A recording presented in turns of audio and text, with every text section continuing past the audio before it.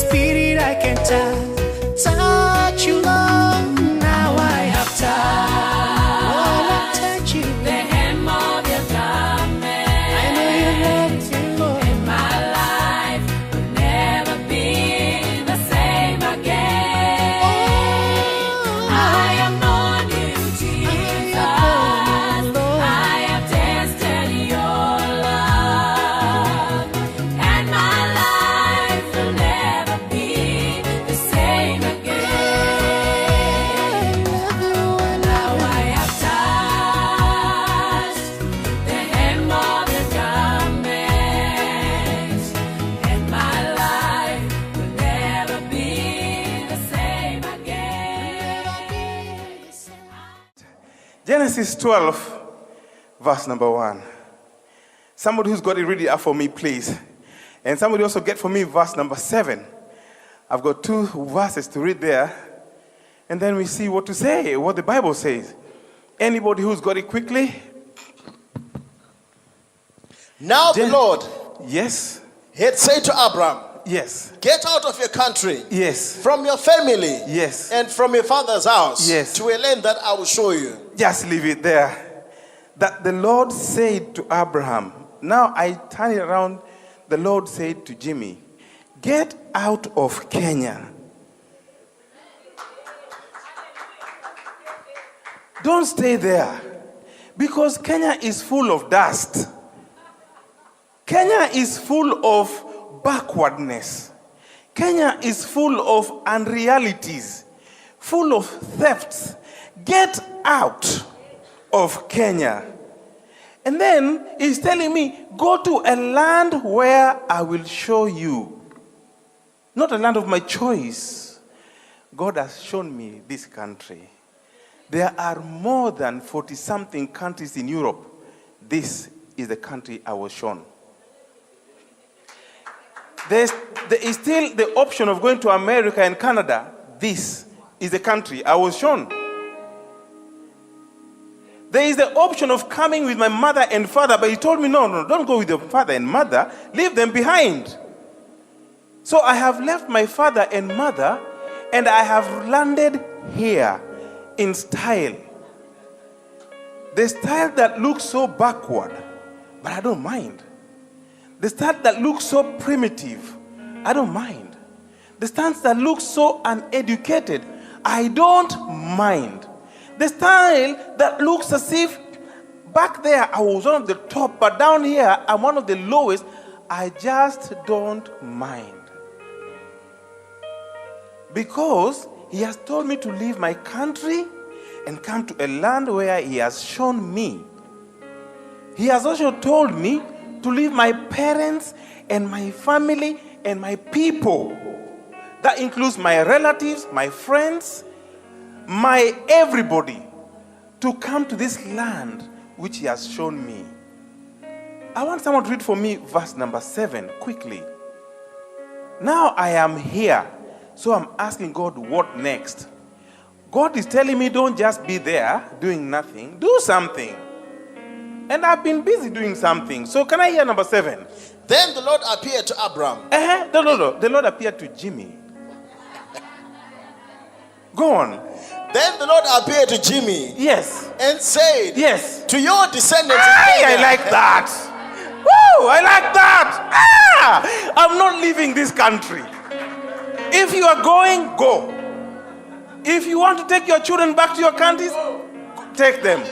If you want to go back and stay there, go. But for Jimmy, no. Am I talking to somebody here?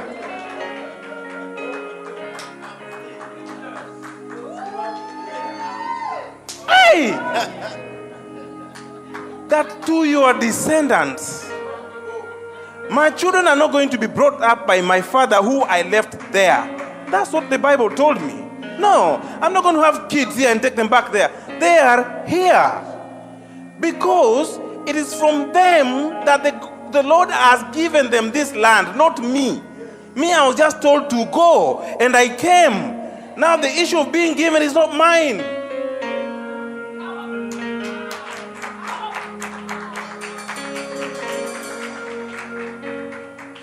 Some of us came here without proper education. Some of us have really gone through a hard time with lawyers. Me being one of them. Because when you come to see me, it's not cheap.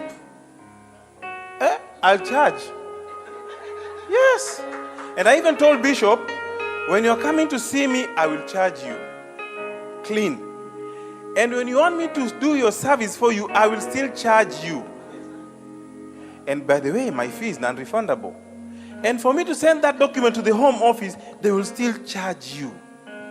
But here, God has told you something. Go to the land which I will show you, and then to your descendants, I will do what? I will give this land. Now, I am not a preacher. I'm not a spiritual leader. And therefore, I will not give you spiritual advice. I will leave that to the bishop. I'm giving you legal advice.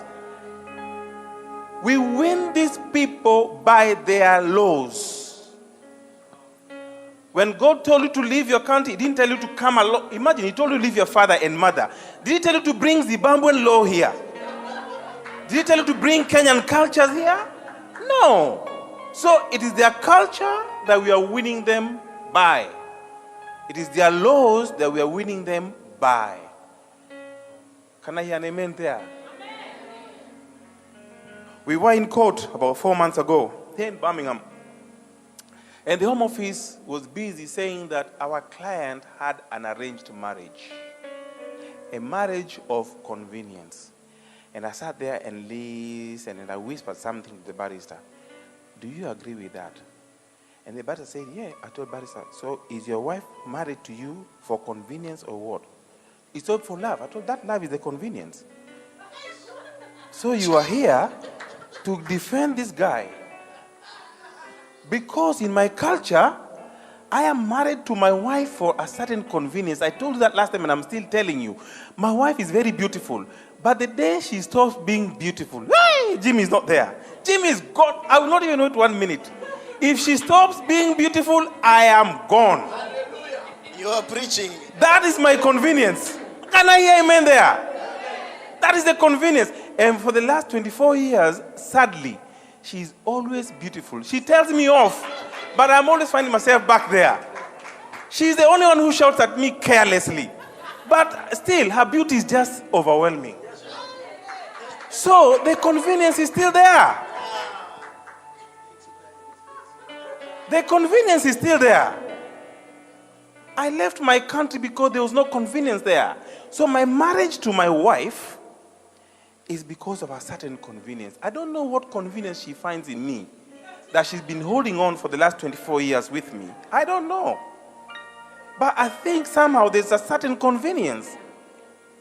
Therefore, to my belief, every marriage is a marriage of convenience. So my client's marriage was a marriage of convenience.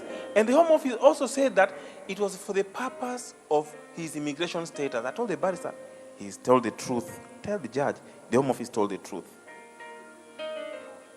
Because the immigration law is clear, can I go to part 8? My computer wizard. Go to part 8 of immigration law.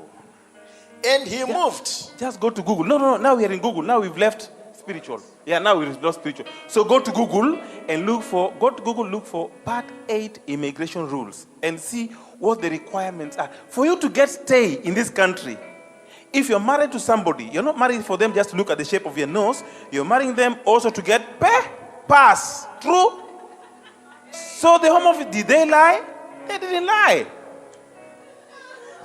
They did not lie. That's one of the convenience because it's a requirement. It's a requirement of the law. I told you, my Bible told me, leave your country, leave your father and mother and your people. That includes also my culture and my thinking. To come here and think like them, win them in the law. The law is clear. If I get part 8, haven't got part 8 of immigration rules, I want to show you how to do these things by yourselves. Because I've just told you, coming to me, I'll charge you. I know that you're not working, but I'll still charge you. Yeah. You'll tell me, Jimmy, my home office, so here is the letter. They say I shouldn't work. It's okay. I will still charge you. I will also remind you, a coffin maker knows your husband is dead, but he still charges you for the coffin. So I'll remind you. But if you follow what I'm showing you, the computer wizard hasn't got it. If anyone has an internet access right now, and get for me what does part 8 of immigration rule says? Spouse's visa, yes. Go to part 2, paragraph 280, 80 something of the rules. No. Bring it here and I'll show you. Because I need you to read it. I need you to understand this thing. We tackle this thing one by one. Hallelujah. Hey, this is nice. When Jesus say yes, nobody can say no. Say yes, nobody can. When Jesus say yes, nobody can say no. Nobody can say. Oh, when Jesus say yes, nobody can say no. Say yes, nobody can. Oh, when Jesus say yes, nobody can say no. Jesus say yes, nobody can say no. There we go. Read for me the requirement. Yes. Requirement for an extension or stay as a spouse or civil partner of a person present. Use this. Can I get this working? Wonderful. Okay. Go on, requirement. He's got it here. No, but go on, read it from here. Requirements for an extension or stay as a spouse or civil partner of a person present and settled in the United Kingdom. Leave it there. The Home Office said that my client got married. Don't go. My client got married for the purpose of immigration, right? I whispered to the barrister, tell the judge it is true. Because paragraph 284 of the rules sets the requirements to be met by a person seeking extension of stay. My client is seeking extension of stay. So he wants to meet a requirement here. He is seeking an extension of stay as what? As a spouse. Now the requirement, one of them is that number 284.2 says what? The applicant is married to. Thank you. You can see that. Thank you very much. I told my barrister, tell the judge it is true. If you're going to get married here to sort your papers, know that the requirements for you to extend your stay is that you are married. So that is one of the convenience for your marriage. Because there has to be a convenience. Maybe this person loved you, but beyond loving him or her, you saw papers. So it's a convenience. You don't lie to the judge. And then the Home Office said one final thing. I only have 20 minutes. I think I've already done 5 minutes. The Home Office said one final thing, that this marriage was paid for. I tell the barrister, even that one is true. Tell the judge it's true.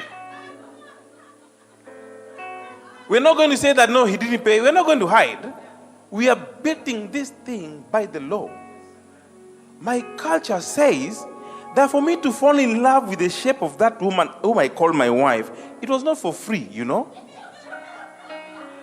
I'm telling you, it has been very expensive for me. First of all, the day I fell in love with her, I was so broke, extremely broke. But her people are still demanding, hey. It's as if I was not educated. I think in Zimbabwe we call it lobola. In my country, we call, I don't even know what to say, but we call it gurashio. I'm telling you, it's not easy. It's not easy. And I had to pay through thick and thin. They never had mercy on me. So in our culture, some cultures you have to pay. And it depends on which culture you come from. There are some cultures the woman is paying, the other culture the man is paying. So if the Home Office said that my client paid, I told the barrister that might be true. It doesn't mean it is true, but it might be true. So the Home Office has to provide proof and evidence that they paid, but we are telling the judge it might be true. But if the Home Office want to insist, they need to bring us evidence that this person actually paid. So those three things, they are very true. the marriage has to have a convenience. Number two, one of the convenience could be for you to sort out your papers. Don't lie. And if you paid, that's true. Tell them if I'm even still paying by direct debit. Here is some money I've not finished paying. It's part of my culture. Then after that, possibly you have children. You have a child here and you don't have papers. First of all, let me tell you something. The issue of marriage is not, the issue of marriage is not a benefit to you, it's a right. Article 12, where is my computer wizard? Article 12 of the Human Rights Act says that every man and a woman who is of marriageable age, now they remove woman, say any adult who is of marriageable age has a right to marry. So when the Home Office is telling my client that he got married, was it not part of his right? So did he commit a crime? Okay. If he got married for the purpose of sorting immigration issue, was it not part of the requirements? Did he commit a crime? If he paid, was it a requirement? Did he commit a crime? We are still going on by the law. So now they are married, and then they need to form a family. The Home Office wants to tell my client to go back to Zimbabwe. I told the barrister, if they go back to Zimbabwe, how are they going to form a family? Because how can you split two people and expect them to form a family? They need to form a family. And then let's say now they have formed a family. Here is a child who has been born. A child is maybe a few months old. This client of mine has no papers. But the Home Office is saying that they can all go back to Zimbabwe because they'll be going back as a family. But how can you give a British citizen to deport him to Zimbabwe? Even though he came from Zimbabwe, he's not Zimbabwean anymore. Now he's British citizen, he's holding this kind of thing, something like this. Taking him to Zimbabwe, comrade will just look at him at the airport and finish him. So why do you want to send him to Zimbabwe? And how can, if you go to Zimbabwe, will he find work? No. Even if he's going to find work, the NSIS will be at his back every single day, thinking that he's a British spy. Okay, let's say he's gone back. Will he or she still get the benefits that he's getting here? Free NHS in Zimbabwe? Will he get free, let's say, light, which is throughout?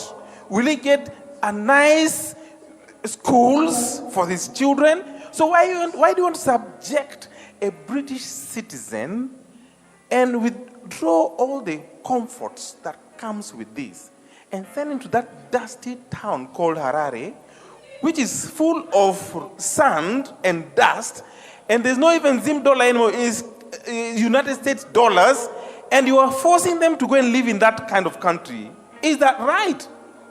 So I'm now not talking about my client, I'm talking about the client's spouse who has this. So it's not possible. That is against Article 3 of the Human Rights Act. Article 3 says that no one shall be subjected to torture, inhuman or degrading treatment. And that's an absolute right, by the way. Those are rights which are not negotiable. You cannot send a British citizen to Zimbabwe and expect to start looking for work there. That is torture. That's degrading treatment. And he has a son here, a son who is even enjoying child benefit. In Zimbabwe, is there child benefit? In Kenya, there's no child benefit. So why do you want to send him back there? So my client is still not going, yeah? Now, my client wants to sort out his papers. The child is 3 years old. I know that client of mine is one of you here, but I'm happy that you're all here because I want to show you how to do these things by yourselves. As I told you, you come to me, you will not believe it. The first thing, after you told me, Jimmy, I know you through Pastor Mel, I said, that's fine. And I'll ask my people, has she paid? That's the first question, has she paid? No, she says she's a friend. No, I don't have friends. No. The only friend I have is myself. I even charge my mother-in-law. So the only friend I have is me.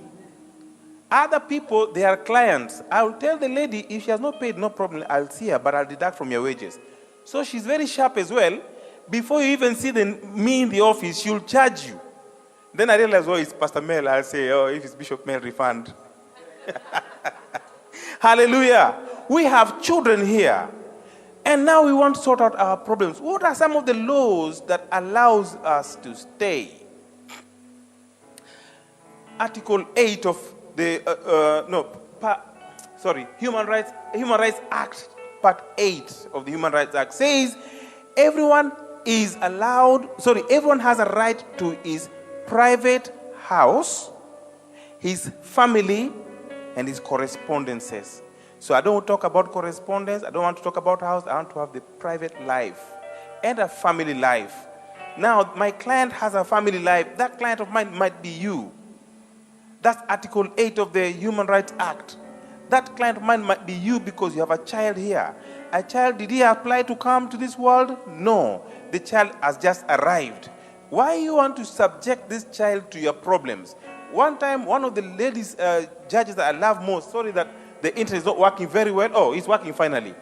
There's a nice judge, a very old judge at the High Court. It's called Lady Justice Hale, Hayle. She ruled at some point that the fact that a child is here and the parents have no right to stay, you cannot subject that child to the problems the parents had. So I'll bring Lady Hale in the case here. Lady Case ruled that this husband cannot be deported because this child needs the fatherly advice here. The child, my kids, I don't know other kids, my kids, I observe them, they listen to their mother a lot. I always call them brothers of distractions. For me, they don't listen to me, they just watch. And they look at my face, they say, today Daddy is moody, Daddy doesn't look like, he looks like a terrorist. All of them, they have gone to hide. I don't talk. But they listen to the mother. Mother shouts, I beat you. They're just playing. Come here. They're just playing. They're just playing. They don't care. They're listening to the mother. But for me, they watch. And because I have noticed that they watch, I am also careful what I do. Because if I'm going to show them laziness, they are watching. They will be more lazy than I am. But they listen to the mother. They don't care about what the mother does. No. It's from me that they will pick what their future will be. It's from a father that the future of the whole family lies. It's from you, the father, that your wife knows how to behave. And then the children look at the way mother and father relate and they see, mother obeys the father, so I have no option. Here is not negotiable. I have to obey my dad. So if you separate my client, send them to Kenya, my children here will have no directions. Sadly, let me tell you the truth. I go to a lot of prisons, and majority of the prison population, sadly, and it's a fact, even the government is aware, come from broken homes. Because here is a mother who has to dangle between taking care of the kids and running to shifts. Bills are piling. Everything is there. She has all these emotional imbalances every month. And now here we are, a child who is also growing up here. This mother has no time here. The father who gave birth to the children here, he's nowhere to be seen. He's busy enjoying other gifts elsewhere. These kids here are losing direction because there's no one to guide them here. Suddenly, they find direction outside with their friends. And the friends will not guide them the right way. Because of the absence of a father, these kids start getting guidance outside because they're looking for that guidance. Men who are here, if you happen to give birth to kids, don't leave. Your children are watching you. They're not listening to you. They're watching what you're doing. They'll pick it up from there. Now, my client has kids here. You cannot separate these kids unless you want to bring up another society here, which is also very crazy. And the Home Office always argues that, you can go back to Kenya because now you're married legally and you have children. You've also talked about Lady Hale. You've talked about Article 3, Article 8, and Article 12. So you go back to Kenya and apply for a visa and come back. I told my barrister, remind him of Part 9 of immigration rules. Part 9 of immigration rules is clear that if you have overstayed in this country, if it's before April 2017, if you had overstayed for 3 months, after that, if you have overstayed for 28 days, you are facing a 2-year ban. That's if you go by yourself. If you are removed, you are facing a 5-year ban. If you are deported, you are facing a 10-year ban.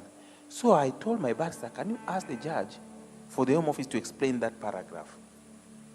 You are telling my client to go to Kenya and apply and come back. If he goes to Kenya and is banned for 10 years, where will this child get direction?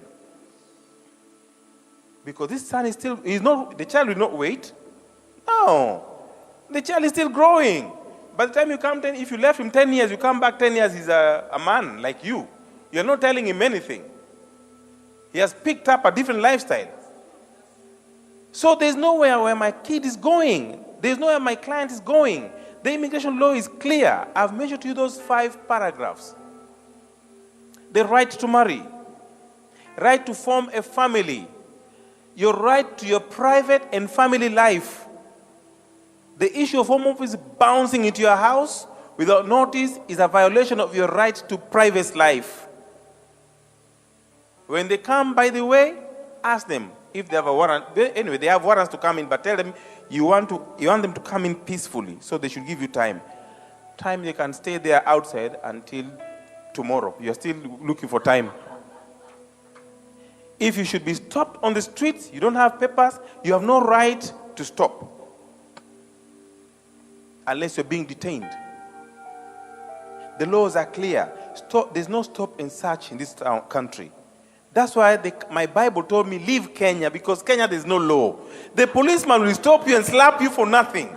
The other day I was walking with my wife in the city of town, and I went to Kenya and I was enjoying, the weather is nice, the climate is nice. So it's in the evening. I told my wife, no, let's not go home in a hurry. Let's go for a cup of coffee. I've never taken for a cup of coffee in Africa, so let's sit down for a cup of coffee.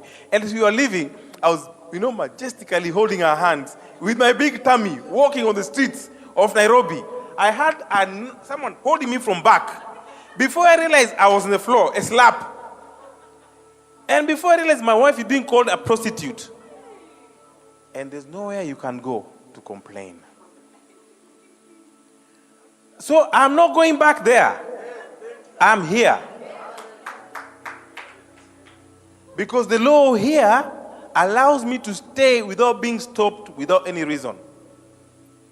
For them to stop you, they must have an intelligent-led information. So if they stop you, the first thing, talk to them as you're walking. If they come to your house, it's a different ball game altogether. On the streets, stop them as they're walking. Maybe some of you have got my emails telling you your rights if you're stopped. And if you have not got our emails, leave your emails with us. We'll be sending information what to do if these things happen to you. Pick up one of the cards from your pocket. Tell them, hey, here is my lawyer's card. You talk to my lawyer. Keep walking. Tell them, I'm busy. Yeah, I'm going somewhere. And keep walking. Don't stop. Because they are well trained. Those people are extremely trained that once you stop for a second, they will get everything they want from you. You will stop for 10 minutes. The next stop, you'll be in the detention center. So don't stop. Keep walking. Keep walking. If they come to your house and they tell you are under arrest, the first thing, ask them, am I under caution? That's the first question. Am I under caution? Yes, okay. Then from now on, I'm not talking. Here is the card of my lawyer. Call him. Because anything you say and do at that point might be used not for you, but against you. Maybe you're known as Margaret, but you're telling them your name is Susan. That alone can damage the whole case. Call me. Even Sarah was Sarah, and then suddenly it turned to be Sarah with an H. God said to Abraham, leave your country and go to a land where I'm going to show you. A land which is organized. A land where there's no grills on the windows. A land where it's flowing with milk in Tesco and Asda and Sainsbury's. Yeah? A land where there's buses all over the place, you know. A land where the lawns are mown nicely, you know. As you drive, you love to look at the countryside and see how the grass looks nice. A land where even birds, you don't just go hunting birds. In Kenya, you see a bird, you're hunting. You see how primitive we still are. You don't hunt birds. You see a cat crossing the road, you stop on your brake and you let it cross the road. A land where everyone has rights and everyone is equal. A land where one day I sat with Jeremy Corbyn in the same coach. He's telling you to leave the land of Kenya where just an MP, member of parliament, the offenses he has committed, he's working with like 15 bodyguards all over the place, and he's still dying. With all the bodyguards, he's still being given poison, and a drink is dead. Just recently, one of our minister of internal security, the one who is in charge of security himself, he was given poison, dead. God has told me to leave that country. You want me to go back there? Why? I am here to stay within the law. So if you're here and you don't have paper, now is the time to start knowing how to start getting your information on Google. Whoever brought this Google did a fantastic job, because we are here to stay. And our children are here to stay. Your children are not going to be brought up by your parents, but yourself. Because you as a father have a responsibility that your children are watching what you're doing. And the laws of this country permits you to stay. Can I get one or two questions? Because I think I've gone above my 20 minutes. I'm not even going to sing any other song. Just one quick question. Anybody who has a quick question? Oh, Bishop Mel, I think there's no questions. Thank you so much for your time. God bless you so much. And I hope to be seeing you having your papers. Wow. Are you sure there are no questions? Just wait a little bit, Mr. Jim. You sure? May I have one microphone for him, please? So there was a question. I already ran out of my time. So. Okay, thank you very much. I wanted to ask, so how about in regards with the whole issue of Brexit? That's obviously coming up, and there's a very short window of laws that are going to change. And Brexit has been very good for people from the Commonwealth countries, by the way. If you're not aware, be aware for now. Those who are not married to EEC, rush and get them. Get those EEC people. If it's in the internet, get them. Wherever you can get them, get them. Put your picture on the profile. Get the EEC people and get married to them. Because even though we are coming out of Europe, this issue of free movement might not be away from us for a long time. And now, because Britain is planning to go out of Europe, they believe that by the time Brexit is fully implemented, maybe some of the parts of the government will start suffering. For example, the NHS, the education sector, the military, because a lot of the EEC people might go back to their countries. Now, there is a very good opening here for our people back home. Instead of sending money to them, Britain has opened door under shortage occupation scheme. And I know that in the 90s, a lot of Zimbabweans came here as teachers and nurses. And I believe we still have wonderful nurses in Zimbabwe. Ship them here. All of them. And by the way, any nurse who is coming is allowed to come herself. The husband, 19 children, the mother, house girl as well is there as well. Because they are coming with their dependents. So don't let your sisters rot there when they can also come here. Because the good thing is that the Bible did not tell Abraham to leave his brothers and sisters. It was very specific. Leave your father, because my father is about 90s. Leave your mother, he's about 80s. Yeah? Leave your people. It did not talk about sisters and brothers. No. So your sisters and brothers, don't leave them there. Let them come in. Some of them are still young. Third one, Brexit is also giving us another opportunity. Because they believe labor might be in scarce, a lot of people might leave and go and might create a big vacuum of the labor market. So some of you who are here, if you do not have a lawyer, just go and register yourself there. Because I believe, in 2006, they declared an amnesty. They are aware you are here. They are aware you don't have papers, and they are aware you are working.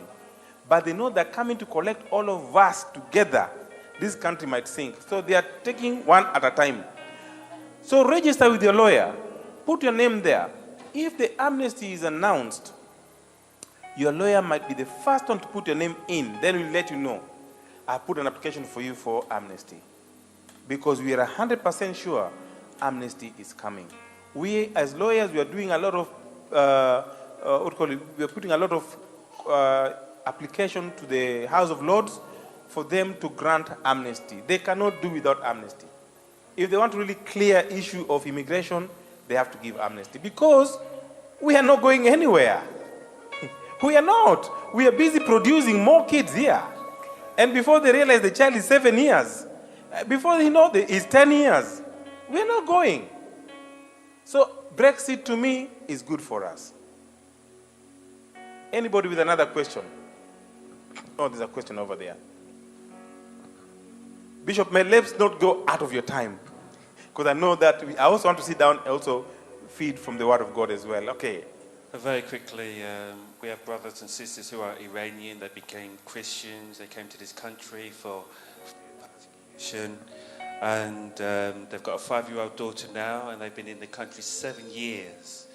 But the Home Office is still they've been appealing, but the last instance, the judge said that their appeal had failed. And really, from the time that they spent in this country, 5-year-old daughter, how is it the Home Office can treat them this way? How old is the daughter? 5 years old. That's the eldest. How long have they been here? 7 years. 7 years. Okay. They have a lawyer. Do they have a lawyer? Do have a lawyer, yes. Okay. Now, every case is dealt with on its own merit. And some cases you cannot, especially when it comes to asylum cases, they're not general. It's on individual case merit. Each case is unique. But the good thing is that they have a lawyer. And that's why I love this country. That's why I don't love my country as much. I really adore my country because every day I go for holiday, but here is where I live. Why? Because the justice system here, you cannot exhaust it. You go first of all to the tribunal, they refuse, say, no problem, I'm leaving you. I'm going to apply the upper tribunal to appeal against you. I'm leaving Home Office to have a break.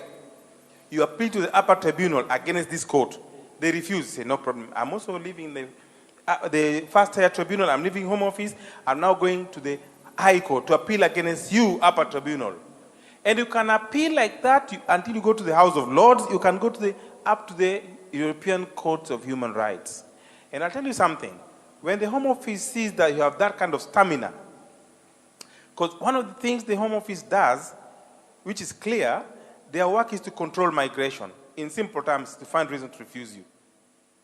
That's a simple language.